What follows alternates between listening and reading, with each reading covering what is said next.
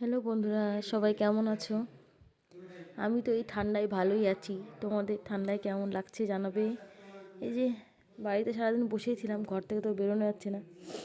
বড়মশাই বলছিল যাও একটু ক্ষীরের জমিতে, যেহেতু কাছেই, বাড়ির কাছেই মানে ঘেরাটা একটু কম আছে তো, ছাগল এসে খেয়ে নেয়, বলে একটু দেখে আসো।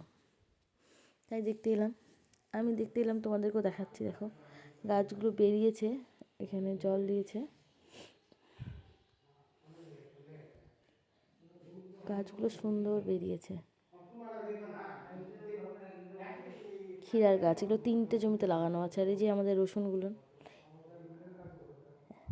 রসুন দেখতে এসে এই যে আমার সঙ্গে স্কিম হয়ে গেছে, পুরো প্র্যাং হয়ে গেছে আমার সঙ্গে। আমি ভেবেছি ওটা শক্ত ওই জায়গাটা, মানে জমিতে আলের মতো, ফট করে পা দিতে গিয়ে একদম পাটা ঢুকে কী অবস্থা, জুতো টুতো আমার পা পুরো কাদায় ফেসে গেছে। যে পায়ের অবস্থা আমার দেখো। এই যে রসুনগুলোর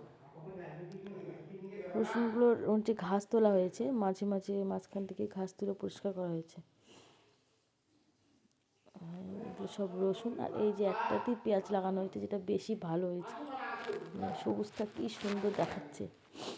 কিন্তু এটা পরিষ্কার করা হয়নি, এটার ঘাসটা পরিষ্কার করা হয়নি। মানে গাছগুলো একটু হাওয়াতে, এত হাওয়া দিচ্ছে না, শীত করছে, গাছগুলো একটু নুয়ে পড়েছে। এই যে একটা পুকুর জমির কাছেই ছিল, ওখানে চলে এলাম পাগুলোকে একটু পরিষ্কার করতে। এই যে আমার চরণগুলোকে পরিষ্কার করতে নিয়েছি। তারপর সন্ধ্যাবেলা বসে বসে কী করবো, এই যে মা, আমি, দিদিভাই লুডো খেলতে বসেছি।